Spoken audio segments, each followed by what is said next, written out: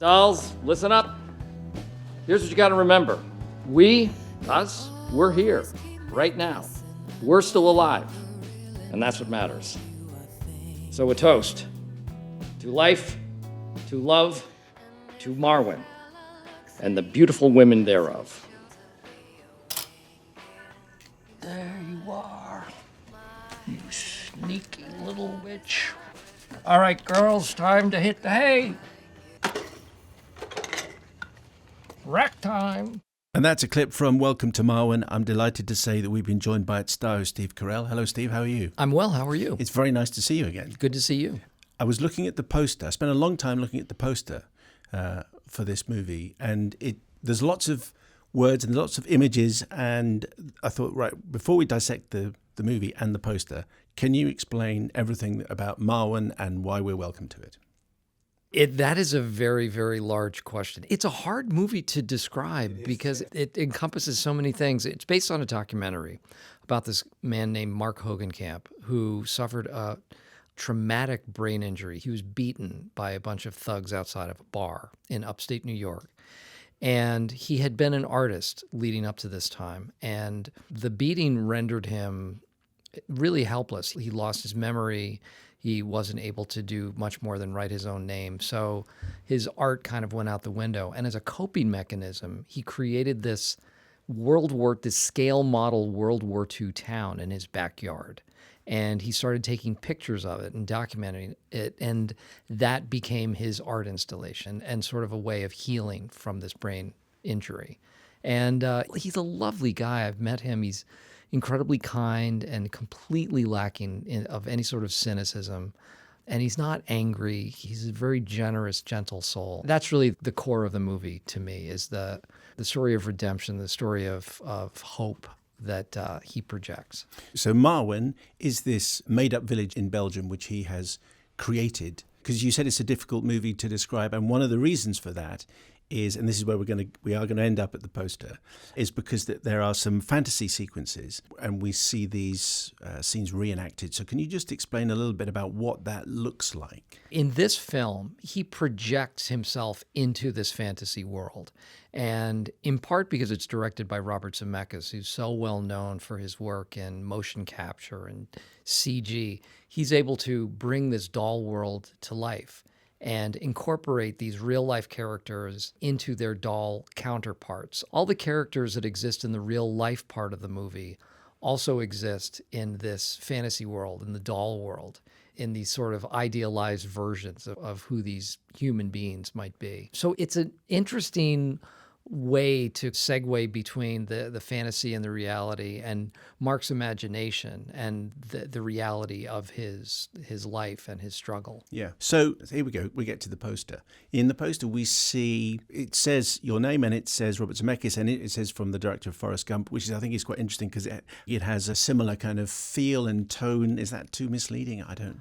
That's a lovely thing to say. I hope it has a tone that's similar, because there is a sense of a very open heart to the movie. So we see the two versions of you. So we see, are they two versions of you playing Hoagie? I don't know. It makes it look as though it's quite a quirky film. Mm-hmm. And parts of it are quirky, but actually, as he was assaulted so viciously, it has a very dark center. It does. It does. It's sort of an independent film wrapped inside this larger fantasy movie. So yeah, that's the sense I got of it too. There is a darkness because, again, it's based on this true story. There's a reality to it. There's, I think, a real integrity to the story, because here's a guy who essentially was beaten in a hate crime, and to come out of it. And I actually got an email from him last week, and he said that he's starting. This is the real Mark Hogenkamp. He's starting to draw again because he's getting some dexterity back in his hands. So he's starting to illustrate a little bit more. So it's helping. You know, all of these things that he's done for himself are actually helping. I was going to ask you what he knows and what we know of his previous life before the attack, because we know obviously a bit about the fact that he'd become an alcoholic and the fact that his wife had left him and his life in the Navy and so, but he doesn't remember any of that? No, I mean, and it's come back in drips and drabs, but most of that is gone. And he's tried to kind of recreate it as best he could through his family members telling him. And I think some of his memory has come back over time. But, you know, the brain is an interesting thing in terms of how it reconnects itself and how it reroutes itself and finds a way. How did Robert Zemeckis pitch this to you, or did you go and seek him out? I sought him out. I saw the documentary and I was captivated by it. And I thought, this has to, something could be done with this. And I didn't know what, but I was interested in optioning it for my production company. And I did some checking around and found that he had the option and had actually written a script based on it. And I threw my hat in the ring, even if not even to be a part of the cast, just to be a fly on the wall to see what he was doing with it. Because I loved the story so much. And I thought Mark Hogenkamp as a human being was so inspirational that I wanted to just be a part of it in any way. I wonder if the movie actually plays to your natural strengths anyway, because there is a lot of comedy in the film. There are some light-hearted moments, certainly in fantasy sequences, but actually there is some serious, straight, difficult character acting to do as well. Yeah, I thought the same thing. And there were, I don't know if it necessarily, I don't even know what I would consider my strengths as an actor, but. Well, both of those. Well, I appreciate that. It just spoke to me. The story spoke to me, and I empathized with him as a human being. And I thought just the fact that he is so uncynical was important to me. Because I feel like so much of life in this day and age is based in cynicism, and he is completely lacking in that, and he's a very forgiving human being, and that was special and unique to me. How long did you meet him for? Was he happy to receive you? Was he happy with the idea of this film? He was. I think he was apprehensive because, you know, it's his life, and he is a fragile person. So I think he was apprehensive, but also excited about the prospect of it being made into a film and beyond the documentary.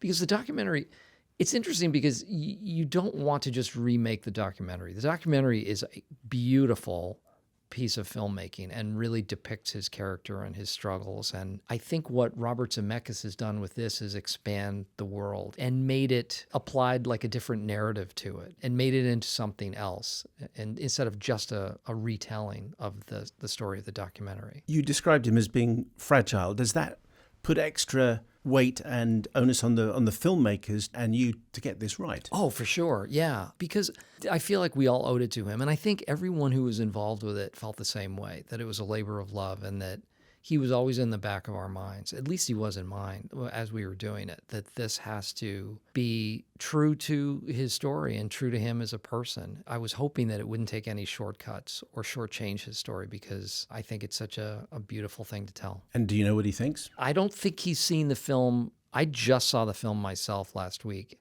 so I don't think he's seen it yet. But I will tell you that when the first trailer came out, I got a phone call from him. And he left a message. It was very cryptic. He said, "Steve, this is Mark. Could you give me a call?" And I thought, oh, man, that doesn't sound good. I wonder if it didn't register with him, didn't feel true. And so I called him back immediately. And he said, "I've seen it 10 times now, and I cry every time." And he could not have been happier and was really emotional about it and excited to see his world expanded. And he even said, if I could have done that, that's what I would have done, to imagine these characters in this other world. And so far, so good. You know, I think we're on the right track.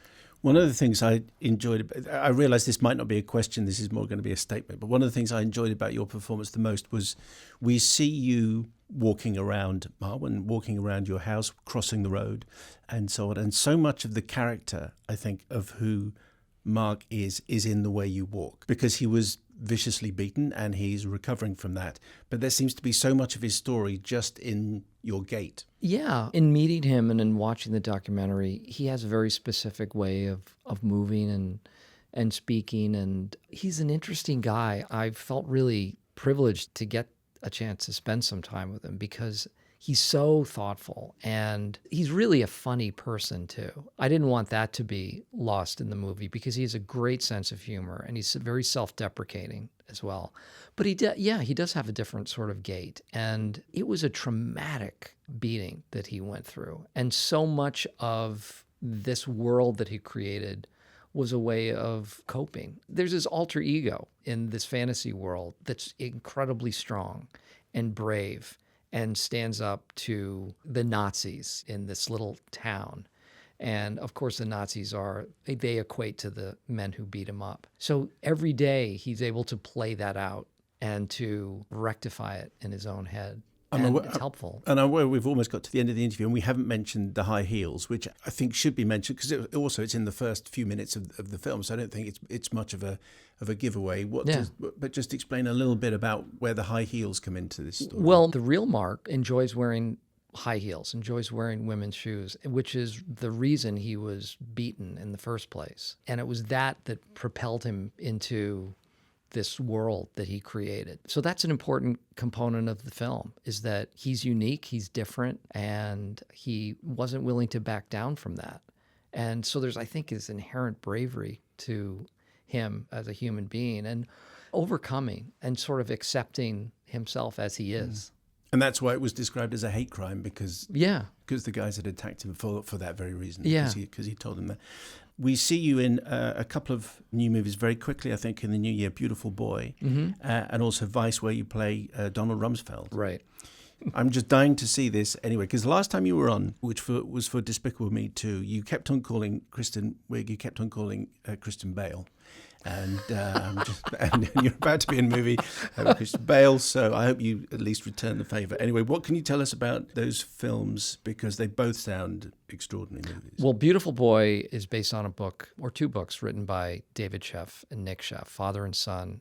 And Nick went through a very arduous addiction to methamphetamines. And so it's their story of getting through that and persevering. And Timothy Chalamet plays Nick and is extraordinary. So yeah, that'll be coming out. And it's a tough thing to watch. I think the director and the writers, filmmakers really tried to make it as truthful as possible. So that it's sort of unrelenting, but in a good way. And Vice is the movie of Dick Cheney. And I play Donald Rumsfeld, who became his mentor. And it's in the vein of Big Short. It's absurd, and it doesn't really pull any punches. How difficult was it to get into Donald Rumsfeld's mind and character? It was interesting. It was an experience. You know, I sort of along the lines of Foxcatcher, I watched as much as I could of him. I read as much about him and by him that I could dig into. And there's a lot of source material there too. But you always have to take things like that with a grain of salt, because things that somebody writes about themselves aren't necessarily truthful. Is that right? Yeah. It's a very different perspective. You know, it's your best guess as to who somebody is and what makes them tick. You know, you just try to get as close to it as you can. And short of doing an imitation, you just try to glean an attitude or an essence of who that person might be. Steve Carell, it's always a pleasure to have you on the show. Thank you very much, Steve, for coming in. Thank you.